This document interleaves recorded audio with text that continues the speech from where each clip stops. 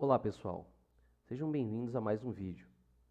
Hoje nós vamos falar sobre a cinemática em uma dimensão, ou cinemática unidimensional.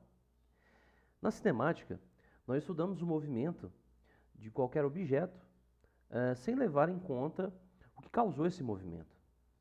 Em outras palavras, a cinemática tem um caráter descritivo do movimento, sem se preocupar em explicar essas causas. Por exemplo, se um pássaro está voando, você não quer saber neste momento, na cinemática, o que está causando, por que ele está voando, mas você descreve o movimento por si só. Além disso, como fica claro no título, nós faremos esse estudo em apenas uma dimensão, ou seja, consideraremos que o objeto tenha o seu movimento restrito a uma linha reta. Eu vou colocar aqui para ter uma ideia mais geral. Então, movimentos em uma dimensão, eu vou colocar aqui movimentos tanto no eixo X quanto no eixo Y, por exemplo, vertical e horizontal. E essa é a notação que nós vamos utilizar, que é bem comum na matemática para os eixos cartesianos. Já que vamos estudar o movimento, vamos estudar o movimento de algo que se move. O interessante é que, numa primeira aproximação, podemos considerar essa coisa que está se movendo como um pontinho no espaço, ou seja, uma partícula ou um ponto material. É algo que tem dimensões desprezíveis, ou seja, o seu tamanho não importa. Essa é uma boa aproximação para muitos problemas que nós vamos tratar aqui. Em certas situações, essa aproximação não será mais possível, como se estiver trabalhando, por exemplo, com rotações. Mas este não é o caso, por enquanto. Agora, vamos pensar o seguinte. Veja esta figura. Nós temos aqui este elefante das histórias em quadrinhos, o Jotalhão, e aqui uma formiga que é apaixonada por ele, a Rita. Ele diz que é impossível que haja algo entre eles. Bem, aqui, se nós considerarmos os dois como partículas, aqui eles estão em pé de igualdade. Então esse amor é possível. Então o que eu quero dizer com isso? Nós tratando todos os objetos como um ponto, né, nós não teremos então limitação com esse problema do tamanho. Então, seja um avião, né, seja um elefante, seja uma formiguinha, todos esses objetos terão dimensões desprezíveis aqui no nosso estudo inicial. Agora você se pergunta, em casos em que o tamanho do objeto é muito grande e eu preciso de saber, por exemplo, quanto tempo ele demora para atravessar um túnel, uma ponte, como se fosse um trem, por exemplo, um ônibus. Olha, neste caso, você percebe que a dimensão parece que é considerável. Então, o que nós fazemos? Para tentar contornar esse problema, a gente pode exemplificar aqui um trem tentando passar pelo túnel. Então, você percebe que para saber o tempo que esse trem vai passar no túnel, isso depende do tamanho do trem. Mas a gente faz como para a gente passar por cima desse probleminha aparente? Olha só, nós temos aqui um ponto P que nós escolhemos para o trem. Ou seja, peguei aqui a traseira. Significa que quando este ponto P, né, estiver aqui no final do túnel, significa que o trem vai ter saído completamente. Então, eu vou usar um ponto P de um objeto extenso, muito longo, para representar, tá, o movimento de todo esse objeto. Tudo bem, pessoal? Beleza? Olha, para saber se um objeto está se movimentando, é muito interessante que eu saiba a sua posição, porque a posição vai localizar essa minha partícula, meu objeto de estudo, no espaço. Por sua vez, eu preciso usar um sistema de coordenadas para localizar essa partícula, para calcular, para medir a sua posição. Ora, óbvio, e para isso eu faço um referencial. Então, o referencial vai ser esse sistema de coordenadas a partir do qual eu vou medir minhas grandezas físicas, estudar os fenômenos físicos, como, por exemplo, a primeira que eu estou apresentando para vocês aqui, essa propriedade que nós estamos chamando de posição. Ora, mas para marcar essa posição, vai depender, né, das dimensões do meu problema. Então, se eu estou trabalhando num problema unidimensional, que é o caso deste nosso vídeo, eu vou precisar de apenas uma coordenada para marcar meu corpo no espaço. Então, por exemplo, uma formiguinha andando aqui na régua. Eu só preciso de uma posição ali, né, marcada na régua. Agora, quando eu vou para duas dimensões, esse objeto vai estar andando no plano, né? Ou seja, ele está, como por exemplo, uma formiguinha agora, ela está livre para andar pelo chão, tá? E aí eu vou precisar o quê? De duas réguas, uma régua na horizontal, outra na vertical, por exemplo, tá? E agora, se eu tiver um movimento mais geral, em três dimensões, eu vou precisar de três coordenadas. Então, por exemplo, seria uma mosca voando.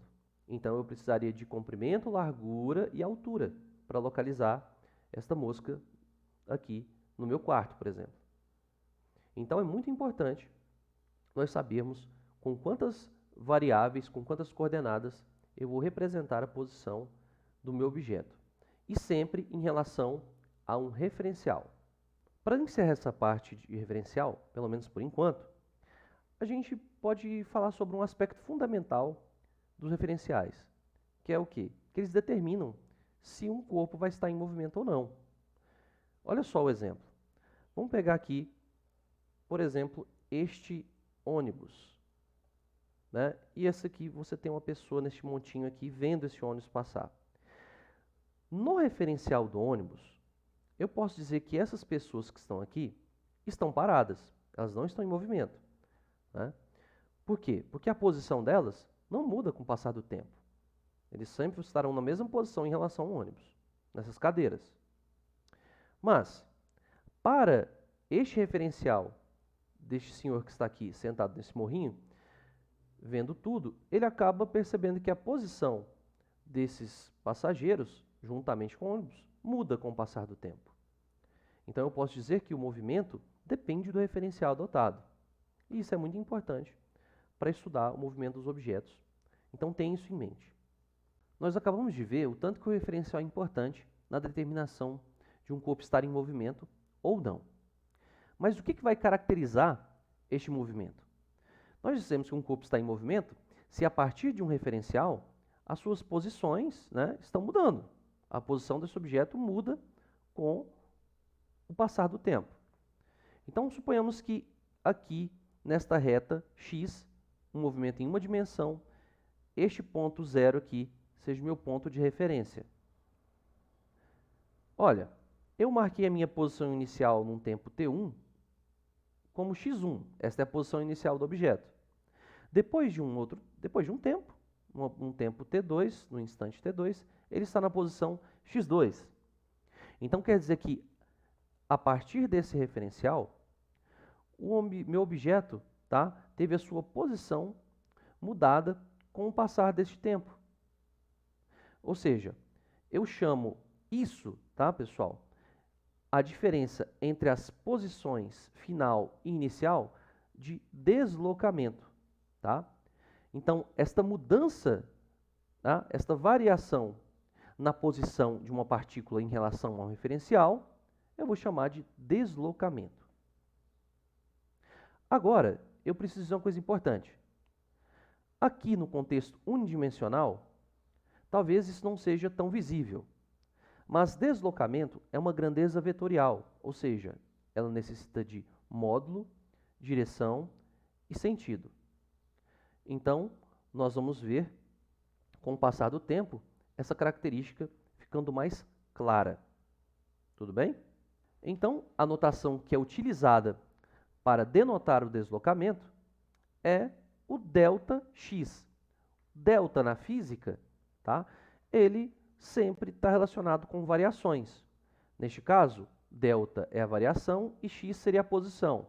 Delta x, variação na posição. Então eu tenho aqui, ó, e ele é marcado, como é que eu calculo uma variação? Posição final, que aqui neste caso é x2, menos a posição inicial, que neste caso aqui foi o x1. Muitas vezes eu não tenho a informação sobre os pontos final e inicial de um movimento, mas eu tenho somente a informação que é a distância total percorrida. Essa distância total percorrida, ao contrário do deslocamento, vai depender da trajetória escolhida. Então, ela é uma grandeza escalar, ela é somente um número. ela não traz informações sobre a direção e o sentido que o objeto fez. Então, relacionando essas duas grandezas, essas duas características, a distância total percorrida, né, vai ser justamente o valor absoluto, ou seja, é o módulo, é a medida da distância sobre uma determinada trajetória. Sendo que a trajetória, como o próprio nome sugere, é o conjunto de posições que essa partícula ocupou com o passar do tempo. Olha, comparando essas três definições que a gente acabou de dar, eu posso colocar numa figura para melhorar a interpretação.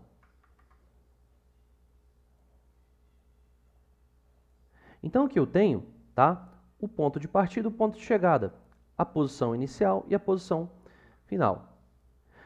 Eu posso chegar neste ponto final, a partir desse ponto inicial, por esses dois caminhos, por exemplo. Podem ser diversos, mas aqui eu estou colocando dois.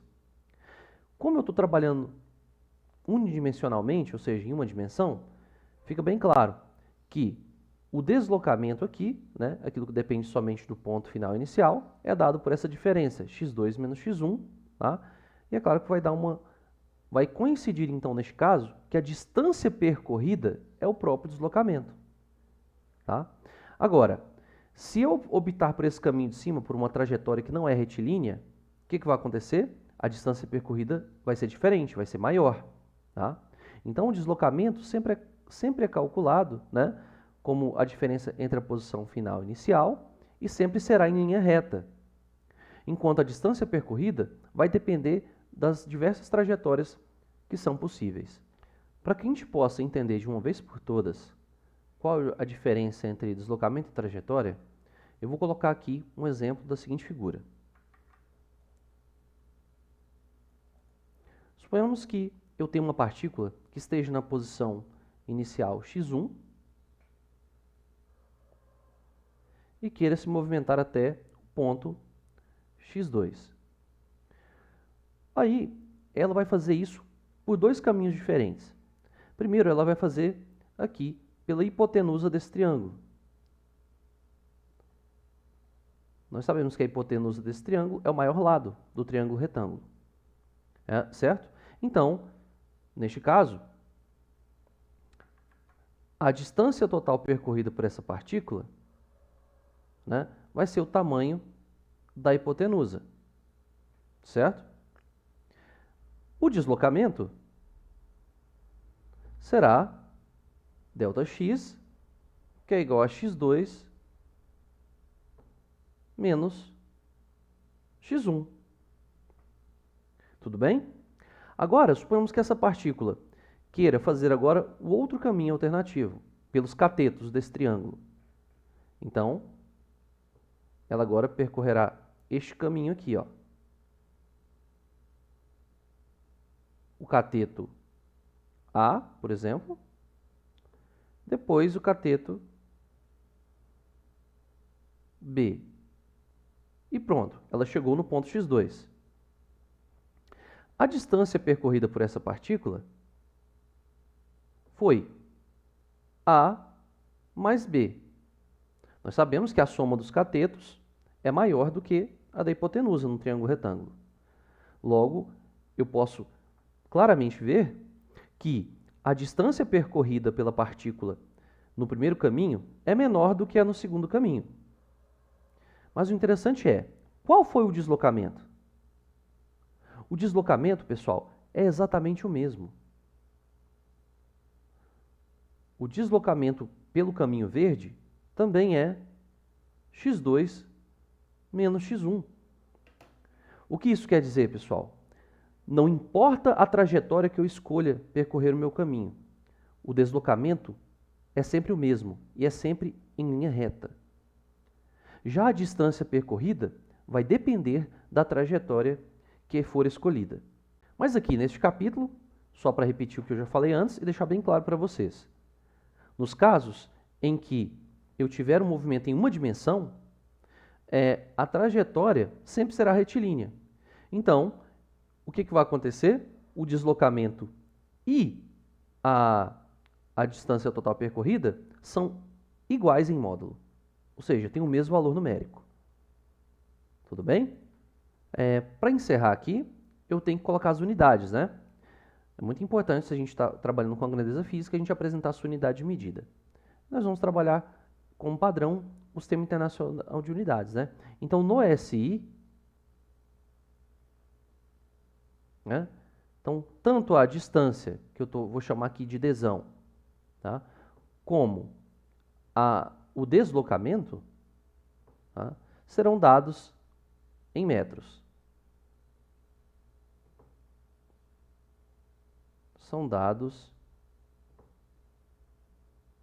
em metros.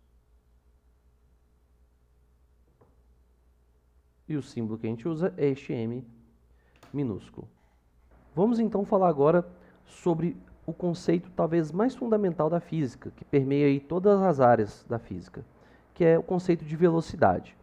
Velocidade, a grosso modo, nada mais do que a rapidez com que a posição muda com o tempo. Tá? O intervalo de tempo considerado, nós utilizamos a notação aqui do ΔT, tá? Ou seja, a variação de um instante de tempo. Né?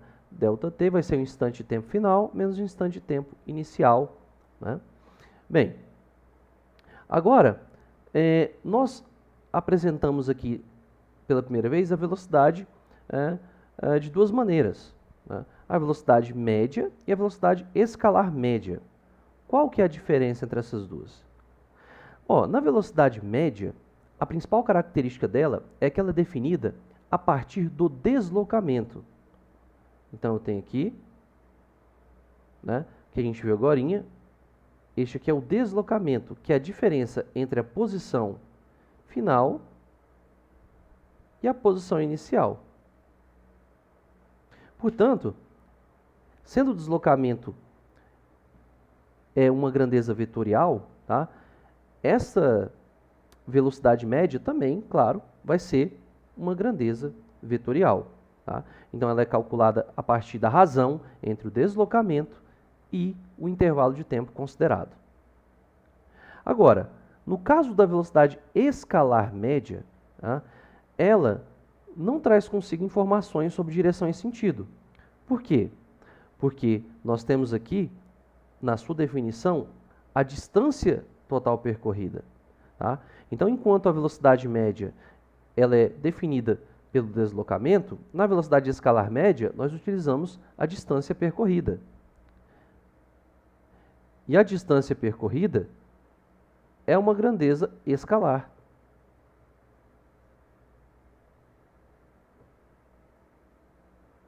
Tá? É uma grandeza escalar, ou seja, um número. Então, ela é definida como a razão entre a distância percorrida e o intervalo de tempo gasto para percorrer essa distância. Em uma dimensão, faz sentido dizer que as duas podem corresponder à mesma característica, vamos dizer assim. Bem, agora vamos olhar as unidades. No SI, ou seja, no Sistema Internacional de Unidades, a unidade de velocidade vai ser dada, então, por uma unidade de distância, né? Ou de deslocamento, tanto faz, a unidade de distância, sobre o tempo. No Sistema Internacional, a distância é dada em metros. E o tempo é dado em segundos. Logo, a velocidade ela é definida no Sistema Internacional, né, com a unidade de metros por segundo. Embora essa unidade seja padrão, né, aqui para a gente estudar a cinemática, no dia a dia a gente não vê tão frequentemente a unidade de metros por segundo. A gente fala mais em quilômetros por hora.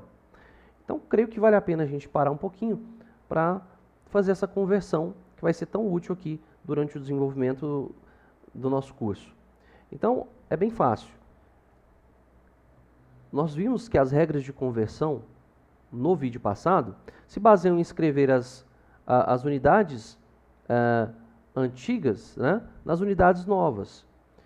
Então, se eu tenho aqui o quilômetro por hora, que é bem conhecido por nós, então eu tenho aqui 1 quilômetro por hora. Tá? Como é que faria essa conversão para metros por segundo? Então, vamos lá. Eu sei que este K aqui, ele é o prefixo. É um prefixo que indica é 1000, né? Ele é um prefixo 10 ao cubo. Então, como é que fica? Então, nós teremos aqui 1000 metros, ou seja, já apareceu a unidade que eu quero em metros. E aqui embaixo, eu tenho horas. Uma hora tem 3.600 segundos. Então, tá aqui, ó, já apareceu o metro por segundo. Eu posso simplificar esse quociente aqui, né, dividindo ambos, numerador e denominador, por 1000. 1000 por 1000 aqui vai ficar 1 sobre 3.600 por 1000 dá 3,6 metros por segundo, tá? Então, 1 km por hora equivale a 1 sobre 3,6 metros por segundo. E aí, o que a gente utiliza, né? Um método aí, um truquezinho para a gente lembrar. Então, se eu quero passar de quilômetro por hora para metro por segundo, o que eu costumo fazer, então, é dividir por 3,6, né? Daí a razão desse 3,6 aqui, né? Agora, se eu quiser passar de metro por segundo para quilômetros por hora, eu faço o contrário, né? Eu multiplico por 3,6. Bem simples, né, pessoal? Agora você já sabe de onde vem aquele 3,6, aquela manhinha que você aprende ali no ensino médio.